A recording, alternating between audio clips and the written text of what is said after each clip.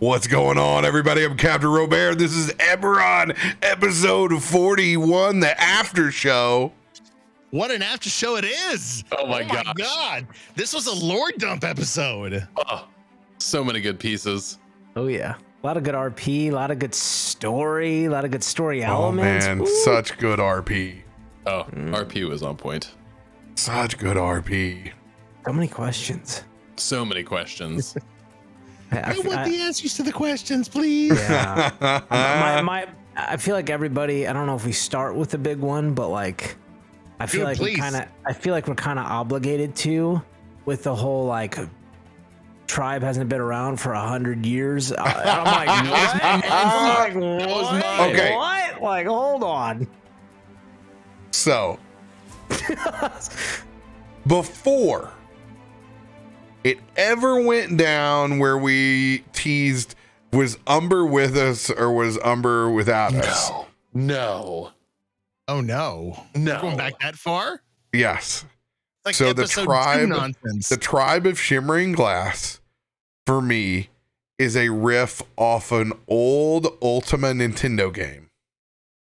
And in this Ultima Nintendo game, there is a city called Dawn. And Dawn only shows up in existence on the material plane during a certain cycle. Oh my god! We found the hidden city in the eclipse. You found them as they have moved. And I don't want to reveal too much, but they're a city of suffering.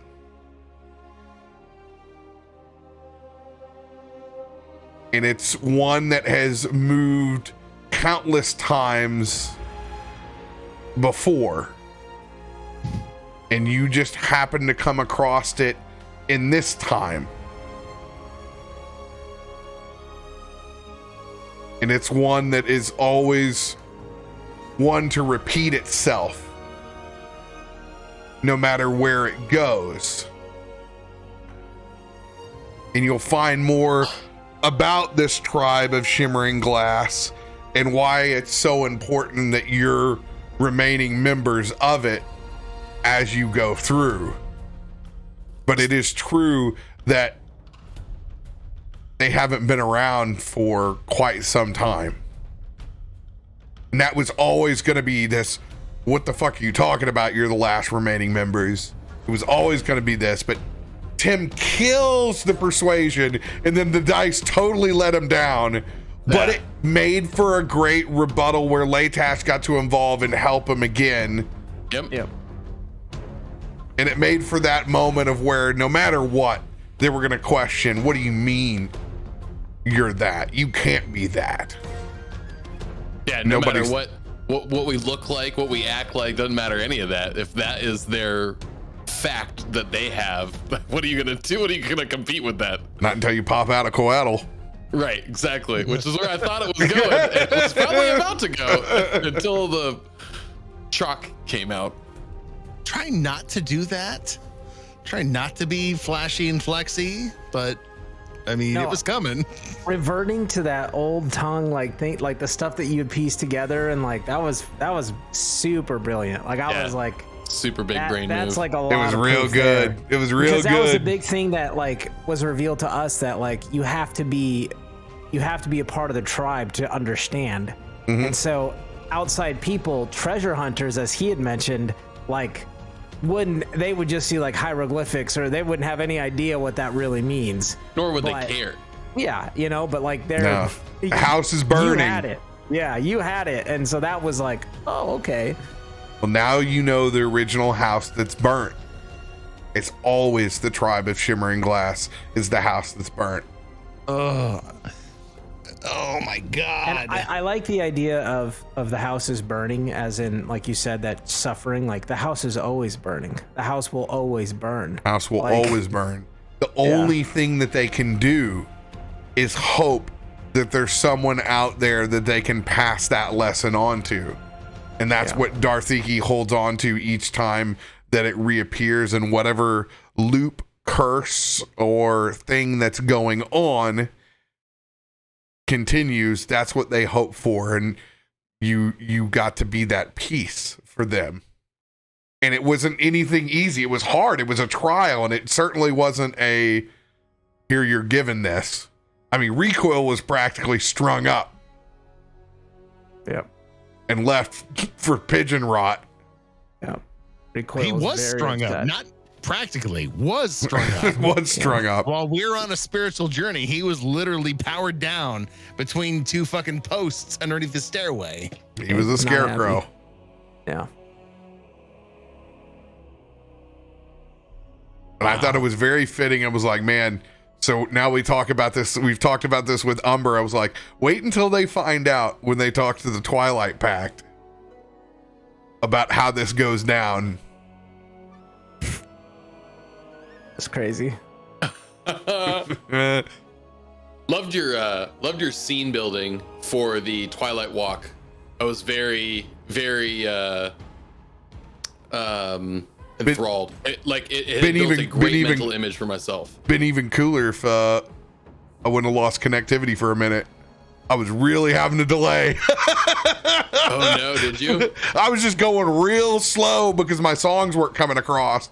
But then I was like, okay, I'm just going to go on silence until so I skipped a bit.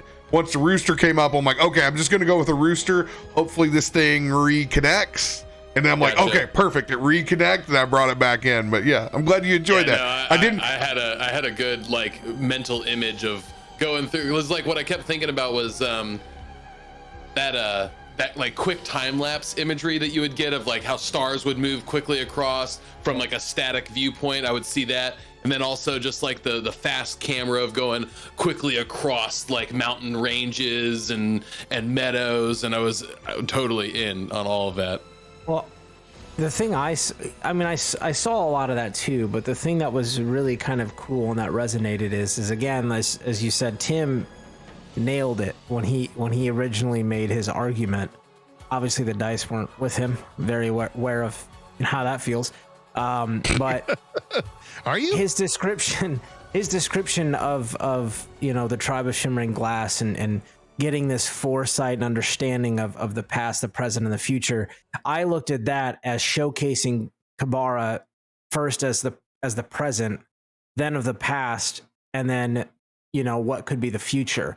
And so it was like us seeing kind of through that connection, hey, here's what Kabara is today, and you can see how much they've shrunk, but look at what they were at one point, and then look towards the future and and all that stuff. So I think it was just a really cool kind of comparison one-to-one of how he explained that, and then all of a sudden it's like, hey, here's this out-of-body experience where you get to physically experience that through history. That's pretty cool. I'm glad you guys enjoyed that, because that's that major piece, is to see it through their eyes. Mm-hmm. How each little bit you find out a little bit more of the why you want to support them and why you care about the region a little bit more, other than just, oh, these are a bunch of backwater tribal lizard folk that are out there. Well, there's ones that are much more sophisticated than others, the Twilight being the ones, and then they're very, very xenophobic, and ones that look just like the True Flame, just on a different side of the coin. Can you let us know this? Are they the only lizard folk tribe that are trying to work at the table, or is that something we need to figure out in They're game? The most diplomatic and well connected to humankind. Yeah. They're the representatives from the Cold Sun. Okay. They're the most sophisticated tribe that's there. Yeah. That's left. And then there are all the other corrupted regions of Kabara. Right. These smaller sects. That's part of this whole mission, is that unification and getting all these babbling Tower of Babel together under one language. Trying. I'm enjoying. It's kind of refreshing, playing Umber and then swapping and playing Echo. I'm enjoying the fresh take experience of the story that I've been a part of and that you've been a part of, and being able to poke and prod at it and be dismissive, and like I'm finding a lot of enjoyment, like to a point where I'm like, so you went and you killed a bunch of lizard people and then just said you were the lizard people, like because no one explains. Explain the story to me again. And then as he explains it, of course it's Leightash. So I'm like, okay, so you're just like spreading some hippie bullshit of like we're all connected, man, and like, you know, it's the conscience, you know, and like we're all there. And I'm like, it's been interesting and fun to like try to put myself out of like all that I know and be like, okay, what does Echo know? He didn't know any of this shit. Like he's hearing all of this for the first time and like is like, what are you talking about? You went with a group and then that like you're one conscious, like what? Like it's just been fun to kind of like poke and prod and question and kind of like have that interaction. From a meta point, it's even like helpful for everybody else though to have those questions asked from somebody that also even knows the answers already, so they know the right questions to ask. So it like forces this good dialogue of explaining what has happened, making sure that everybody is on the same page with what that recollection is. Like it becomes this like helpful tool as well as also a fun piece that you get to play with. Yeah. And then of course it's like, you know, I have a job to do. You're telling me this. I need to know more, obviously. But it's also that fact of like, I can get you an audience, but you're the one that has to sell it. Like you're the one that wants the audience, not me. And like, I have some fun with it and like some insight and some tips and things like that. But it's like, ultimately it's going to have to be you guys. And I mean, you guys just nailed it. Like it was very well spoken. So I guess we're still only halfway through that conversation though, really. Yeah, we are. You guys did a great job. You did a great job with the negotiation. It was awesome. Yeah, I mean, if this goes well, right, like the rest should be pretty easy conversations. Yeah, it's good old fashioned tribal combat, man.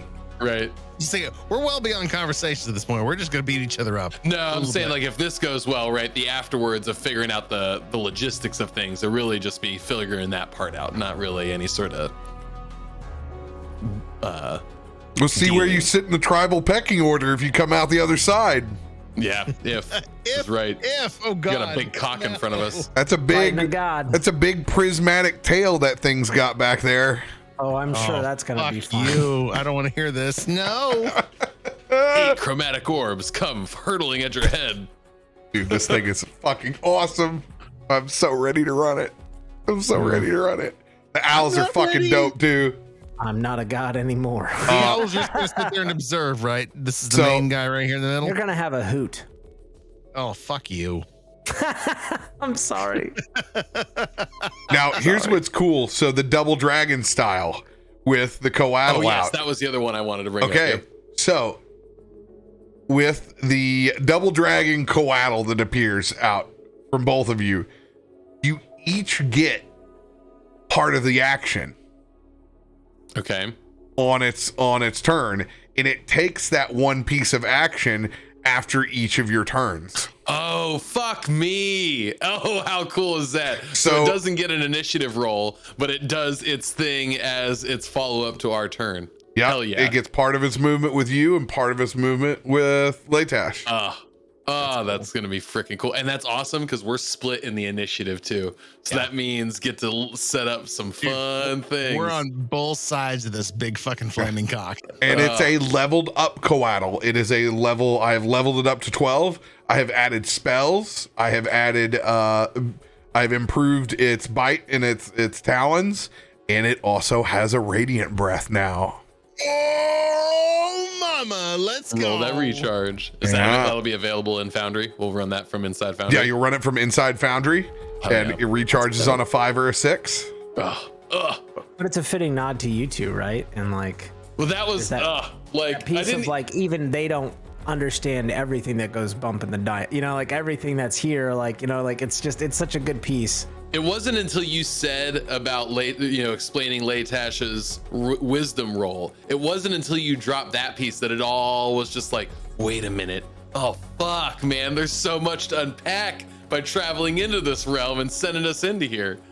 It really helps pull you into what the bigger picture is now as a character. And it jump starts echo right from the very beginning, which is great. It immediately gets your character up to speed. And I knew this in the back of my head. I'm like, oh, this is great. How do we get him on par with it? And that's where I was, I'd always been plotting. I'm like, oh, I'm gonna have the tribal chief is like, you're gonna get some ayahuasca treatment. And the minute they go down, like, boom, they're Captain Planet and out of here. And you're like, and of course you roll the 1 on it, which is perfect, where I get to send the shamans over and hard yeet you into it, which is exactly where you need to be, because you're the other side of the coin. Like Recoil, this is going to be it's a tough sell for it's a tough sell for you on the other side, because you've been becoming more machine than man. And this is kind of like going back and refreshing your humanity. Whereas Recoil, it's the other way around. I was going to actually bring that up. I'm glad you mentioned that, because I thought it was interesting. I mean, obviously, like you said, it's a great way to like kind of jumpstart that. But like, in one hand, it's I am their eyes and ears. So like, if this negotiation goes well and they send me off, I'm still technically working for them, and like there's this connection, and like, you know what I mean? Like it's like, hey, you're going to be our guy that goes out there and handles this with this group, and you let us know what's going on, type of thing. But also it's like, hey, welcome. But the other thing that I really, really liked, like this was chef's kiss, was calling back to the story I told in the previous episode of the day of mourning, and what that experience was like, waking up for the first time. And then you kind of going straight back to it when I drank this, and it was like, this is the only correlation you have is there is this just unknown about what your experience right now, something you've never felt before, and it's just so out of depth and understanding at this current moment. And I was like, I was there. I was like, yeah, this is exactly what I explained that first time that I woke up / booted up / whatever it was after the morning. And I was like, oh, this is perfect. Then like a little rush past those fucking mountains with Darth Iki. And I love that. That's always the set. Like anytime that we're getting in the mood for this, I see that aerial shot as we shoot across the mountains. Because it's always, whenever we unlock this, we know like the consciousness is going to open up and we're going to shoot across those mountains instead of going perpendicular with them. And it's something I've always worked on, that we're always, no matter what, it's shooting across them and looking back at Kebara. And that's what this original arc is all about, until it's about unlocking the rest of the world. And Eberron becomes a very different place than what it is from where we started. But we have that Wild West adventure begins here. I can already imagine, like, if there's survival and super late, right? And it's like, okay, we're unlocking that next piece, right? It's like you finish this quest here in Kebara. Okay, now it's, going here. And then the first time we unlock that, it's like shooting through that scene and you see Kebara, and then all of a sudden you're just like picked up and like thrust all the way across the continent to this other location that like now is the focal point. And I'm like, oh, it's gonna be so cool. That very Games of Thrones-y like world intro, exactly, kind of. Exactly. And, we've teased the dinosaur riders on the other side and the pieces that we're going to encounter. That's a much what was different your world. Drop? What was your pirate drop? Was that? We were just looking at the through the world through the eyes of the Lanzalar pirates, the ones from the principalities. We're just looking at Kebara from the other side and from the ships that are there. So it was like we were aware of. Is that something I would be aware, or I'm not aware of because of when I came into the campaign? Oh no, you're aware of them because you took the pirates to get your shit in. They control the waterways. Gotcha. Just the way that the Valinor elves control the air with their other house. The same as for them. They control the sea. Got it. And it's just something we've never ventured out there or tried to sail out or do anything of that. But those are the kind of pressures that Sebastian L. Kirkson is underneath, is that he's tied and pressured by two much larger regions, by air and by sea. That's why the railroad with Thrask is the greatest position of power that they'll ever have as a seat. The other thought I had, this is a little off topic from what we were just talking about, but the other thought I had while we were going through this tonight was, the importance of the lizard folk people to the whole area as a whole, and specifically this connection of their Twilight Walk versus the realm that now Leightash and Oxy are a part of, and they were kind of like naturally in tune to this existence and this connection, and it got brushed off as meaningless, right? But now we're actually starting to see, and it's becoming more and more clear, the importance of that. And that becomes more and more clear, I think, to our characters as we go through this, as to why it is important that we're fighting for this group to have independence and not just be brushed away. There's a lot more why coming out. You get teased with the blue dragons again, and the thunderheads that are up above the mountains, and the lightning strikes that come back to those blue dragons, and what is that deposit there? And you've seen that there appear to be dragonborn that are in the region that are up to no good at this point. And you see that there are some that have been, and it's been chromatic in nature between them, and they have used the lizard folk to either bend to their will and do their bidding, or they've strove to do good. And you can finally start to see the different pockets of them. Right. I like the balance you're doing there of like, I don't want to give too much away, but I want to give enough. And you're like, I got to be careful with how I choose these words. And I just saw the balance there of like, there are things happening both sides, and I can't go into details, but this is what you're getting, and I love it. I just love that like little balance you're playing. Get that little nugget. Get that little nugget to make sure it's there. Yeah, I'm excited. Every freaking week, it's like every other week we have like a new thing that feels about this campaign. It's just like, oh, I'm so ready for more. Well, I think we're getting into those like we're unlocking bigger pieces now. Like before, we were like just like it was a lot of the build up to the big story. It was like a lot of these like, hey, you got to get introductions into the world and the region and like what's the dynamic, right? And now we're starting to unlock. Okay, these are bigger regional things, which also ties into like Urgarot, right? And Vess, and even I constantly think about this, our very like first 1 or 2 episodes when they talked about like these 4, I don't want to say like 3 or 4, like, I don't want to say horsemen of the apocalypse, but there, I remember like, like a mage, and like there was like a few other, I have to look at my notes, but there were specific entities that were touched on that are like not great, right? And these were like visions and things that we were getting, and then like big one impacting us first was Urgarot, right? And like so there's that whole arc that's not even really touched on outside of Urgarot. Like there's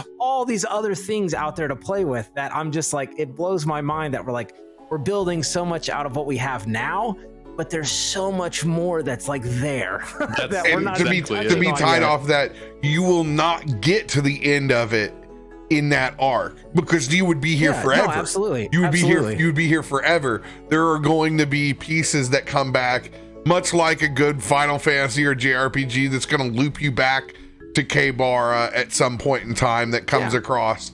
It'll be a totally different thing that we're doing. Yeah. But the first is that this arc that comes across of a unification of empowering a tribe that can at least hold its own while you're gone. Yep. And that's what this was all about, is fortifying the area for when you take off, and then there'll be this circle back and homecoming at some point in time that comes back across here for things that are far too strong for you to take on now. So good. Yeah, I'm pretty pumped with it. It makes for good storytelling, and you guys are doing a great job of it. And it touches on so many, because we're running a steampunk campaign that touches on a lot of sci-fi shit, and I love it. Which is honestly the best type of steampunk. That is like the best form of steampunk. Well, it's only because the way they created the world, and without there being open gods. And it makes things very different, where it allows for heresies and for people to be like the true flame and go, okay, this is what we believe. We're gonna massacre in the name.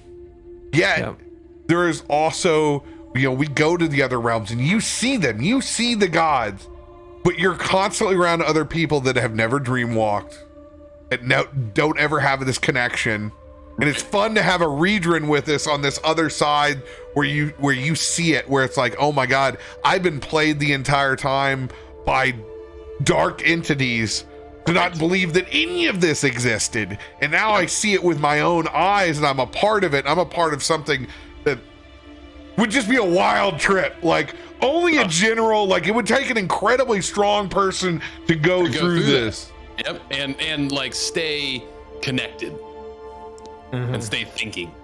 And I think that's what's the good part about the connection with Leightash is I feel like he experiences, and you touched on it even in the combat for next week, like there is this sharing and receiving, and I feel like he takes part of the burden away with his comfortability, yet exposes you with his uncomfortability, and you kind of like share that. So it's almost like this may be too much for one person to take, but you're no longer just one person. You're a part of the lore drop. Ready for it? Give it. So this is something that I gave Rob at the very beginning of creating Leightash. He was always searching for the one. He was always searching for the other connection. It was something his Corey bond set him out on. That's why he traveled. And when he met Oxy, the unification they had was the bond he was looking for. Oh my gosh. He knew that was the point where as long as I follow this North Star, I'm in the right place. Okay. Question. First episode, you fucking hated Oxy. Yep. Hardcore. He didn't know it then. So I was gonna say that was my question. When was that like honing point? When did that like this is it? That was the moment on that ship. It was fighting next to him for the one purpose that he realized that this was the person. And I even said it in character. My search is over.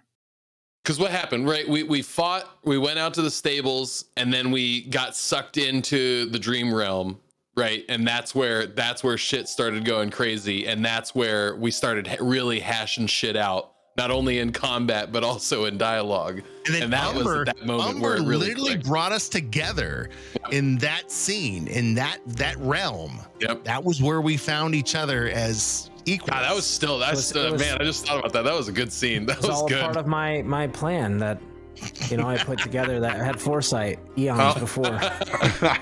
And, I'm pimping the whole situation going, give them fucking hell.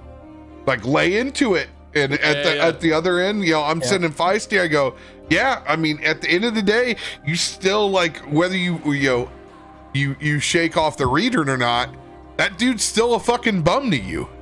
Yep. Like that dude's still fucking lazy and has his head in the clouds. He's not practical enough to be able to carry himself in this fucking world. So you need to be, you're the military dad, and this is he's still the dreamer. At the end of the day, whether you strip the genocide away and, look at it from just the two different personality types that were raised, and you guys did a good job. It was your job to find Sinner. And it just so happened that Sinner played directly in the radio story that he had. He was like, because I remember him messaging you like, he's the one, this is it, it's the Fist of Delcar. And I'm like, oh, this is great. So, the minute we start off that's when I was like, okay, I'm going to make you guys the Fist of Delcar and bring you in there. And the dice rolls and all that shit just played into the improv, and we're able to create, which was like the greatest integration of two characters that absolutely hate each other's guts. Oh my God, it's that still you could get. Yeah. And you guys killed that. Like that's kudos to y'all. But it's perfect for character growth, right? Because it is two opposites that are just doing the thing, and they feed off each other. Now they're double dragon bros, man. I wanted to with this. I wanted to integrate this and make this a thing because I wanted you to not feel the pressure of always having to turn into the collateral. If it was a big encounter, anything less than turning into the Coatl would feel like a subpar play. Yeah, you were missing opportunity, right? So I had been thinking of that, like, okay, how do I do this and make this a thing to where you can still do it? It can still be something that happens down the road that you do, but to alleviate that to where you can still play your character and have the assistance of the Coatl. And I'm like, oh, I'm a double dragon that bitch. Double dragon. And let them use it as the fist. And that helps also give you guys a little bit more power level that we're lacking, since you only have 4 plus me out on the table sometimes. I can throw a little bit more then, which is good because Coatl can kind of do it all. Yep. And I told Radio, I was like, I'm leveling up your Coatl. Like I'm gonna get it up to par because it's far too weak for where you're at now. It's just a baseline guy. So I'm like, I'm gonna bring it up to par. And now it's it can do things. It's got on its bite, it does 2d8 piercing plus mod plus 2 and 2d6 radiant. Whoa! Plus 2d6 radiant. Yeah, it's got a nasty bite now. And then on its constrict, it does 2d12 plus mod plus 2. So a normal turn would be a bite and a constrict. A bite and a constrict, and then it has its radiant breath, which is recharge on a 5 and a 6, and it's 7d8 on the cone. Let's go. And it's a spell would be a full action, and then there's a couple of spells that it can do too. Oh, it's got a whole list of spells it can do. Yeah, It's got a long list of spells, and it's going to get more spells added into it. I love that. That's rewarding the story and rewarding what's happened and getting it to that point where it's like, hey, you guys have earned yourself a badass Coatl. You know what I mean? With the storytelling and everything. Like, it's like, this tracks, this fits. It's our it's the tribe. We're that, we're a tribe, and that's our the Coatl is the mark, man. We're the last of the shimmering glass, which is a huge play off Last of the Mohicans, like one of my favorite movies of all time. So I was like, fuck yeah. When I originally made that, I was like, 100%.